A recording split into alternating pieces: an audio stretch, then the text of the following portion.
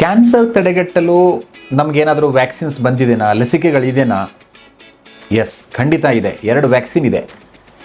ಇದು 2 ಕ್ಯಾನ್ಸರ್ನ ಪ್ರಿವೆಂಟ್ ಮಾಡುತ್ತೆ. ಒಂದು ಲಿವರ್ ಕ್ಯಾನ್ಸರು ಬರೋದಕ್ಕೆ ಹೆಪಟೈಟಿಸ್ ಬಿ ವೈರಸ್ ಇನ್ಫೆಕ್ಷನು ಕಾರಣ. ಸೊ ಇದಕ್ಕೆ ಲಸಿಕೆ ಇದೆ, ವ್ಯಾಕ್ಸಿನ್ ಇದೆ.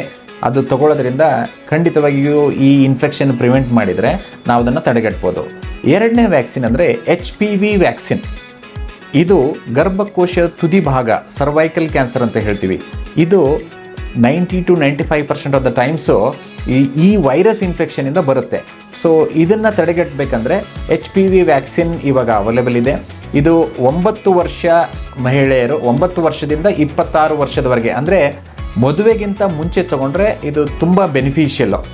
ಆವಾಗ 15 ವರ್ಷ ಒಳಗಡೆ ಇರೋರಿಗೆ, ಅಂದರೆ 9 ರಿಂದ 15 ವರ್ಷ ಒಳಗಡೆ ಇರೋರಿಗೆ 2 ಡೋಸ್ ತೊಗೋಬೇಕಾಗತ್ತೆ. 15 ವರ್ಷ ಮೇಲ್ಪಟ್ಟವ್ರಿಗೆ 3 ಡೋಸ್ ತೊಗೋಬೇಕಾಗತ್ತೆ.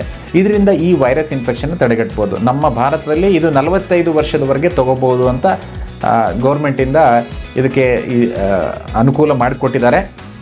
ಇದು ಪೂರ್ತಿ ಪ್ರೊಟೆಕ್ಷನ್ನು ಮದುವೆ ಆದಮೇಲೆ ಕೊಡದೇ ಇದ್ದರೂ ಖಂಡಿತ ಇದು ಬೆನಿಫಿಷಿಯಲ್ ಇರುತ್ತೆ. ಬಟ್ ಮದುವೆಗಿಂತ ಮುಂಚೆ ತೊಗೊಂಡ್ರೆ ಖಂಡಿತ ಈ ಇನ್ಫೆಕ್ಷನನ್ನು ತಡೆಗಟ್ಬೋದು. ಸೊ ಇದು ತುಂಬ ಇಂಪಾರ್ಟೆಂಟ್ ಇನ್ಫಾರ್ಮೇಷನ್. ಪ್ಲೀಸ್ ಎಲ್ಲರ ಜೊತೆ ಶೇರ್ ಮಾಡಿಬಿಟ್ಟು ಈ ವ್ಯಾಕ್ಸಿನ್ನ ತೊಗೊಳ್ಳೋಕ್ಕೆ ಅವ್ರಿಗೆ ಹೆಲ್ಪ್ ಮಾಡಿ.